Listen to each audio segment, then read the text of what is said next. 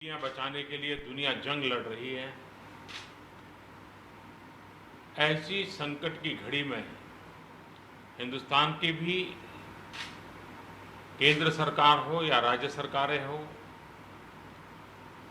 सभी डिपार्टमेंट और एक प्रकार से सभी नागरिक ये कोरोना वायरस की लड़ाई में पिछले 2-2.5 महीने से लगे हुए हैं।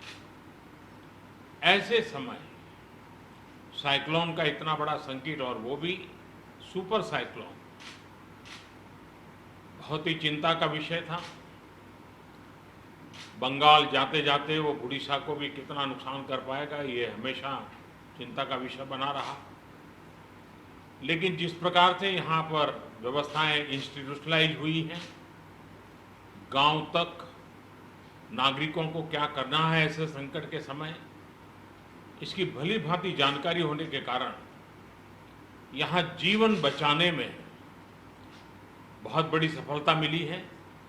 और इसके लिए उड़ीसा के नागरिक, उड़ीसा का प्रशासन और उड़ीसा के मुख्यमंत्री श्रीमान नवीन बाबू, उनकी पूरी टीम अभिनंदन के अधिकारी हैं। लेकिन जब इतनी बड़ी प्राकृतिक आपदा आती है तब संपत्ति का नुकसान तो होता ही है। पश्चिम बंगाल की तुलना में उड़ीसा में उतना नुकसान नहीं हुआ है, लेकिन जाते जाते भी वो पूंछ पटक करके तो जाता ही है ऐसे प्रकार का संकट। और इसलिए हाउसिंग में, एग्रीकल्चर में, पावर में, कम्युनिकेशन में, इंफ्रास्ट्रक्चर में जो नुकसान हुआ है, तो मैंने आज पूरा डिटेल रिव्यू लिया है। राज्य सरकार ने भी विस्तार से मेरे सामने सारी बातें रखी हैं।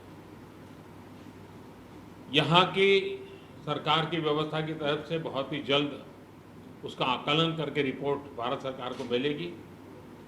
भारत सरकार की टीम भी तत्काल यहाँ पहुँचेगी और पूरी परिस्थिति का रिव्यू कर करके लंबे समय के लिए रिलीफ हो, रिस्टोर करने की बात हो, रिहेबिलिटेशन की बात हो, इन सारी चीज़ों को प्राथमिकता देते हुए काम आगे बढ़ाया जाएगा।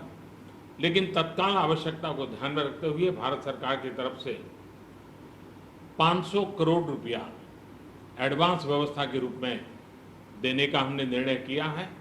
और बाकी आवश्यकताएं एक बार कंप्लीट सर्वे होने के बाद, रिहेबिलिटेशन की पूरी योजना बनने के बाद भारत सरकार भी कंधे से कंधा मिला करके ओडिशा के विकास की यात्रा में और इस संकट की घड़ी से बाहर निकलने के काम में पूरी तरह मदद करेगा।